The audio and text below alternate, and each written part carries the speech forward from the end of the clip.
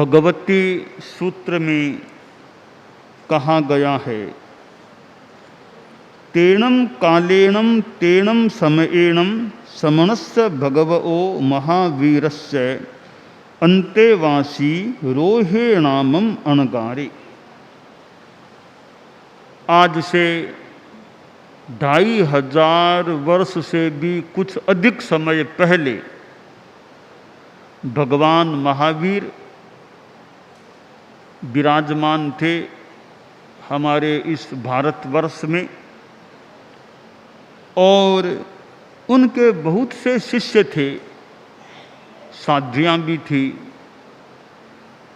एक उनका अंतेवासी शिष्य था, उसका नाम था रोह अणगार। अणगार रोह, अणगार रोह उनका अंतेवासी शिष्य था। बहुत भला साधु वह था, ऐसा लगता है, जैसा वर्णन है। कसाय बहुत पतले थे, गुस्सा मान माया लोभ बहुत उसके पतले थे। विनीत साधु, विनीत था। तो वह भगवान महावीर के पास आया और भगवान महावीर के पास वह उपस्थित था। उस रोह अणगार के मन में कुछ जिज्ञासा पैदा हुई, अनेक जिज्ञासाएं थी। तो उसने भगवान महावीर से कई प्रश्न किए और भगवान महावीर ने उसके प्रश्नों का उत्तर भी दिया। एक प्रश्न पूछा रोह ने, पुब्बिंग बनते लोए पच्छा अलोए, पुब्बिंग अलोए पच्छा लोए, कि भगवान यानी आकाश में दो यों खंड हैं, एक लोक एक अलोक, लोकाकाश अलोकाकाश। यह संपूर्ण आकाश अपने आप में अनंत है। उसमें जैसे एक मान लो कपड़ा है, बहुत बड़ा कपड़ा है, कपड़े में थोड़ी सी कारी लगाई हुई है, कारी लगाई हुई है कपड़े में, वो कारी थोड़ी सी है, बाकी तो मूल कपड़ा ही है।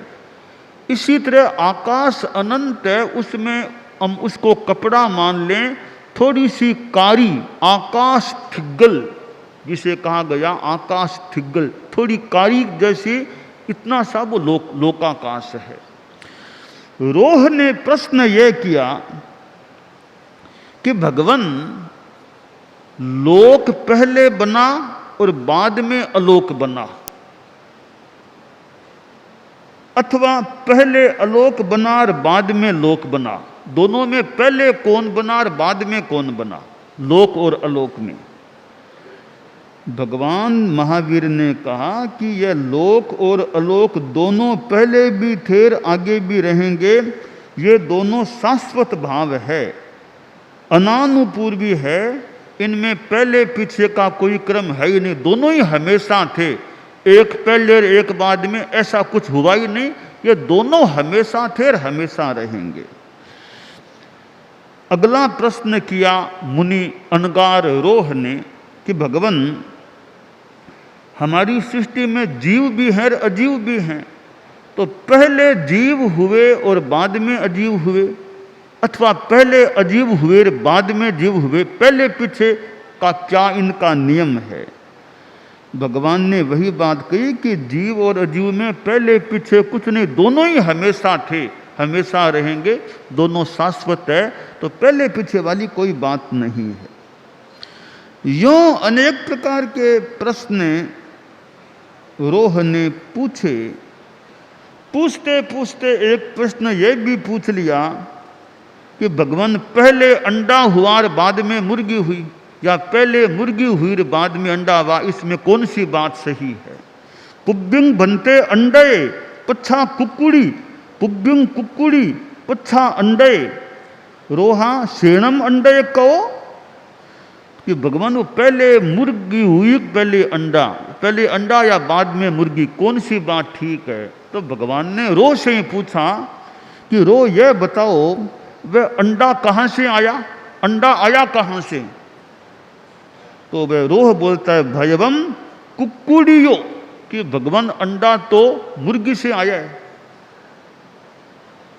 तो फिर भगवान ने पूछा रोह से कि साणम कुकुड़ी कहो, वो मुर्गी कहाँ से आई? तो रोह बोला बनते अंडे आओ, मुर्गी तो अंडे से आई है। तो कहा देखो तुम, रोह खुद भी बोल गया कि मुर्गी अंडे से आई है, अंडा मुर्गी से, तो पहले कौन पीछे कौन? भगवान ने कहा पहले पीछे कुछ नहीं है। सेय अंडे साय कुकड़ी पुब्बिंग पेते पुच्छा पेते दो बेते सास या भावा, कि पहले मुर्गी पहले अंडा ऐसा कुछ नहीं है, दोनों ही हमेशा थे, क्रम चल रहा है, अंडा मुर्गी, पहले पीछे वाली इनमें कोई बात नहीं हो सकती। यूं और भी कई लोकांत अलोकांत आदि आदि प्रश्न रोह ने भगवान महावीर से किए और भगवान ने उत्तर दिए। यह हमारी सृष्टि है, दुनिया है, तो इसके बारे में अनेक प्रश्न चिंतनशील आदमी के मन में पैदा हो सकते हैं। भी मूल तत्व क्या है? ये हमारी ब्रह्मांड कोई कह दे, सृष्टि कह दे, इसका मूल तत्व है क्या? यह एक प्रश्न पैदा हो सकता है। यह खोज चलती आ रही है, इस सृष्टि का मूल तत्व क्या है? इसमें अनेक ग्रंथों में, दार्शनिक ने, प्राचीन साहित्य में इस प्रकार की बात बताई भी गई है कि मूल तत्व क्या है। किसी ने कह दिया, ग्रीक दार्शनिक थेलिज ने कहा कि जल है वो जगत का मूल स्रोत है। जगत का मूल स्रोत जल, पानी होता है। उसके अनुसार कि सृष्टि के प्रारंभ में केवल पानी का ही अस्तित्व था, तो पानी मूल है। किसी ने, एक ग्रीक दार्शनिक एनेक्जिमेनस ने बताया कि वायु है वो समस्त वस्तुओं का आदि बिंदु है और अंत भी फिर वायु से ही होता है। तो ऐसी अनेक धारणाएं हैं, परंतु इस विषय में जैन दर्शन का अपना एक सिद्धांत है, मत है कि यह सृष्टि हमेशा थी, हमेशा जीव भी थे और अजीव भी थे। तो यह कहना ठीक नहीं है कि अमुक चीज थी उससे सृष्टि पैदा हुई, यह सिद्धांत नहीं है जैन दर्शन का। जैन दर्शन में ये जीव अजीव, धर्मास्तिका, अधर्मास्तिका, ये सब शाश्वत चीजें हैं। तो हमारी यह सृष्टि एक शाश्वत तत्व है।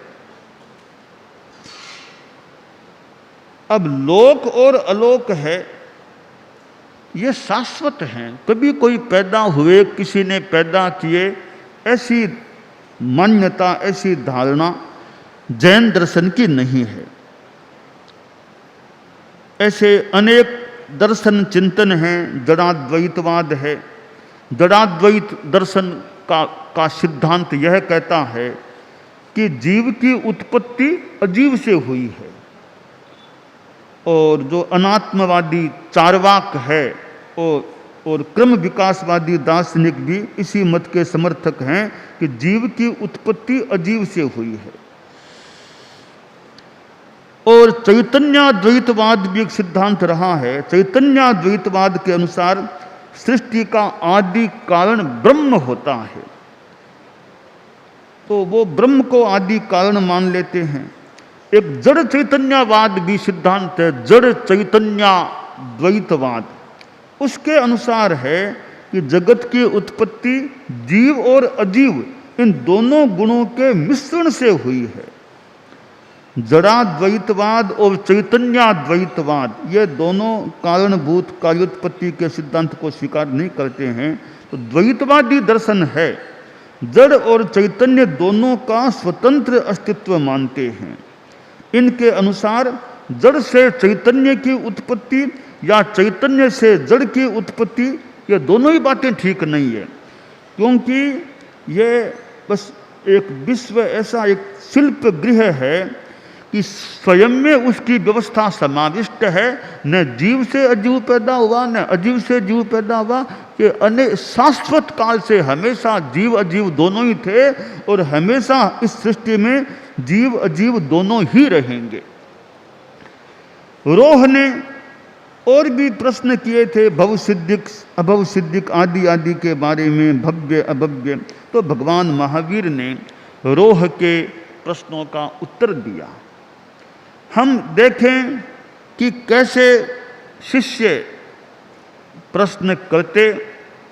गौतम स्वामी का नाम तो है ही है, भगवती सूत्र में जगह जगह जगह जगह गोयमा गोयमा है, पर गौतम के अतिरिक्त भी नाम है। उसमें एक यह प्रकरण आया है कि अनगार रोह ने भी भगवान महावीर से प्रश्न किए और भगवान महावीर ने एक दो उनके दार्शनिक से प्रश्न थे, लोक अलोक पहले कौन पीछे कौन, जीव अजीव पहले कौन बाद में कौन, ये काफ़ी एक गहरे वैसे दार्शनिक प्रश्न हैं। तो उनके बारे में जो जिज्ञासा की और भगवान महावीर ने जो उत्तर दिए और जो भगवती सूत्र में वर्णित हैं, तो वे एक सुंदर एक जैन दर्शन की बात को बताने वाला ये प्रकरण है कि हमारी ये सृष्टि किस रूप में है, सृष्टि की उत्पत्ति के बारे में क्या मान्यता है। वे बातें हमें भगवती सूत्र के इस प्रकरण में प्राप्त हो जाती है। जीव और अजीव ये दो ही तत्व हैं हमारी सृष्टि में, जो लोक और अलोक हैं। तो अलोक में तो केवल अजीव है, अलोकाकाश है, उसमें जीव होते ही नहीं हैं। अलोकाकाश में पुद्गल होते ही नहीं है, न धर्मास्तिकाय न अधर्मास्तिकाय। वहाँ केवल एक आकाश ही द्रव्य होता है और कोई ये जीव पुद्गल जैसे द्रव्य नहीं होते हैं। तो आकाश का अनंत भाग तो अलोकाकाश में ही है। यह लोक तो छोटा सा है, बस जितने भी जीव हैं वे सारे इस लोक में ही हैं, जितने भी पुद्गल हैं वे सारे इस लोक में ही हैं। यह स्वर्ग नरक मनुष्य लोक ऊर्ध्वलोक मध्यलोक अधोलोक, ये तीनों लोक इस लोकाकाश में ही है, अलोक में ये चीज़ें नहीं है। तो कोई जीव जाता है, कोई सिद्ध भगवान मुक्ति में जाते हैं, तो वे अलोक में जाकर गति नहीं कर सकते। अलोए परिहया सिद्धा, अलोक तक जाकर वहाँ निरुद्ध हो जाते हैं, क्योंकि आगे धर्मास्तिकाय नहीं है। तो अलोक में वो मुक्ति में जाने वाले जीव आगे जा नहीं सकते। तो ये हमारा लोक है, सद द्रव्यात्मको लोक है, 6 द्रव्यों वाला यह लोक है। लोक वह है जहाँ 6 द्रव्य होते हैं और बाकी जहाँ एक ही द्रव्य है, आकाशास्तिका या आकाश है, वो अलोक होता है। तो जैन दर्शन में यह लोकवाद भी एक सिद्धांत है, तो अलोकवाद भी सिद्धांत है। लोकालोकवाद का सिद्धांत है कि विरोधी तत्व दोनों हैं। लोक है तो अलोक भी है, कोरा लोक ही नहीं है, कोरा अलोक ही नहीं है, लोक और अलोक दोनों विद्यमान हैं। और यह लोक है वो एक सीमित है, जबकि अलोक अनंत होता है। और इस लोक के प्रदेश कितने हैं? 4 चीजों के प्रदेश तुल्य हैं, एक समान है। धर्मास्तिकाय अधर्मास्तिकाय लोकाकाश और एक जीव, केवल एक जीव। इन चारों के प्रदेश असंख्य होते हैं और चारों के प्रदेश एक समान होते हैं। और लोक के असंख्य प्रदेश हैं, हर प्रदेश पर धर्मास्तिकाय का भी प्रदेश है, हर प्रदेश पर अधर्मास्तिकाय का भी प्रदेश है। 3 तो हर के साथ सब मिले हुए हैं। तो प्रश्न है, जीव के प्रदेश तो असंख्य हैं, तो वे 3 तो मिले हुए रहते हैं, तो जीव कहाँ मिला हुआ रहता है, जीव कहाँ मिलता है? तो कोई कोई समय ऐसा भी आता है कि जीव के भी असंख्य प्रदेश उनमें मिल जाते हैं। जहाँ 3 है, एक और वे 4 हो जाते हैं। 3 तो स्थायी रूप में मिले हुए हैं और एक जीव के प्रदेश जब यह केवली समुद्गात स्थिति बनती है, उस समय में ऐसा भी समय आता है हर लोक के हर प्रदेश पर उस आत्मा के प्रदेश भी हो जाते हैं। तो चारों जो तुल्य हैं वो चारों एक साथ हो जाते हैं। तो ये चार चीजों के प्रदेश असंख्य हैं और एक समान भी होते हैं। अलोकाकाश है, उसके प्रदेश अनंत होते हैं। एक आकाश का प्रदेश है, उसमें पुद्गलों का कितनों का परमाणुओं का समावेश हो सकता है। एक जीव को रहने के लिए तो कम से कम असंख्य प्रदेश चाहिए, परंतु पुद्गल एक प्रदेश आकाश के एक प्रदेश में भी समाविष्ट हो सकते हैं। तो अनेक वैचित्र्य वाली व्यवस्था भी है। तो ये लोकवाद है, वो एक जैन दर्शन का एक मानो एक स्तंभ है, साथ में अलोकवाद भी जुड़ा हुआ है। यूँ जैन दर्शन के ये चार वाद, एक आत्मवाद बड़ा महत्वपूर्ण सिद्धांत है जैन दर्शन का। इसी तरह कर्मवाद, यह भी जैन दर्शन का बड़ा महत्वपूर्ण सिद्धांत है। तीसरा लोक अलोकवाद है, वो भी बड़ा महत्वपूर्ण दार्शनिक सिद्धांत है। एक चौथा लें तो क्रियावाद भी एक सिद्धांत है। तो यूँ ये चार सिद्धांत हैं, तीन तो बहुत ही महत्वपूर्ण प्रतीत हो रहे हैं, आत्मवाद, कर्मवाद और लोकालोकवाद। यूँ और भी कई चीज़ें जोड़ी जा सकती है, क्रियावाद है, और फिर लोक बड़ा विस्तृत है, उसमें स्वर्ग भी है, नरक भी है, मनुष्य लोक, कई चीज़ें हैं। तो ये जैन दर्शन की अनेक चीज़ें हैं। तो हमारे सामने इतने किशोर बैठे हैं जो पढ़ने वाले, स्कूलों में कॉलेजों में पढ़ने वाले हैं, उनको भी कभी समय मिल सकता है, कुछ मिल भी सकता है। तो जैन दर्शन को भी कभी पढ़ने का, कितने सिद्धांत हैं जैन दर्शन के, आत्मवाद, कर्मवाद, लोकवाद है। आचार्य महाप्रज्ञ जी की एक पुस्तक है जैन दर्शन मनन और मीमांसा, उससे अनेक जानकारियाँ संक्षेप में या विस्तार में प्राप्त की जा सकती है। और अनेक ग्रंथ हैं, आयावाओ नाम का एक हमारा ग्रंथ निकला है जिसमें आत्मवाद की बहुत बातें दी गई है। ऐसे बहुत सारे ग्रंथ हैं, आगम हैं ही। तो किशोर मंडल के ये किशोर हैं जिनके पास बुद्धि हो सकती है, समय भी मिल सकता है, मिले तो प्रतिभा भी हो सकती है, तो वे अपना थोड़ा समय इन जैन दर्शन के सिद्धांतों को भी पढ़ने में समय लगाएं। तेरापंथ के इतिहास को, सिद्धांतों को पढ़ने में जितना समय मिले लगाने का प्रयास करें। तो किशोर हैं, वे एक जैन दर्शन के कोई अच्छे जानकार भी इनमें से निकल सकते हैं। आखिर किशोरों में ही तो आदमी बड़े सामने आते हैं। तो किशोर आगे लक्ष्य बनाएं तो कभी जैन दर्शन के कोई विद्वान भी इनमें से बन जाए, तो जैन दर्शन के प्रवक्ता भी बन जाएं। और कोई कॉन्फ्रेंस हो, कहीं भाषण देना हो, तो वे जाकर के पहुँच करके जैन दर्शन पर अंग्रेजी में, हिंदी में भाषण भी दे सकें। तो ऐसी क्षमता वाले किशोर भी कभी आज किशोर हैं, कभी युवक रूप में सामने आएँ और अच्छे प्रवक्ता के रूप में भी सामने आएँ कि तेरापंथ के किशोरों में, युवकों में जैन दर्शन के प्रवक्ता भी हैं, विद्वान भी हैं, जानकार भी हैं।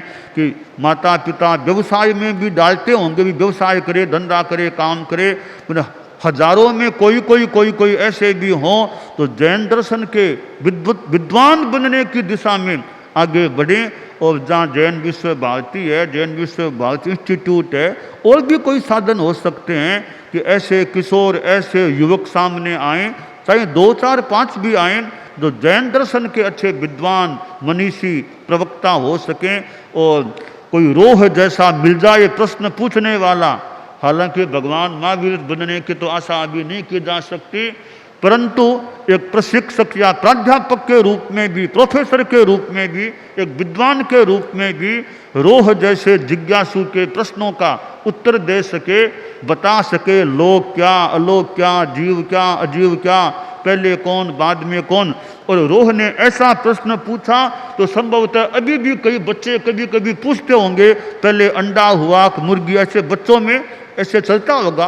पहले चलता था शायद कि पहले अंडा हुआ पहले मुर्गी हुई, तो ऐसा ही प्रश्न रोह ने भी भगवान महावीर से पूछ लिया कि पहले अंडा हुआ या मुर्गी हुई। तो ऐसे अनेक प्रश्न हैं। तो हमारे किशोर मंडल के बच्चे भी तो थोड़े बड़े होकर के जैन दर्शन के इनमें से 2, 4, 5 भी कोई निकले तो विद्वान बन जाएं, अच्छा भाषण दे सकें, प्रश्नों के उत्तर दे सकें और जैन दर्शन में अच्छा शोध कर सकें, आगे बढ़ सकें। तो तेरापंथ युवक परिषद किशोर मंडल की ओर से एक ये भी अच्छा अवदान, अच्छा काम हो सकता है।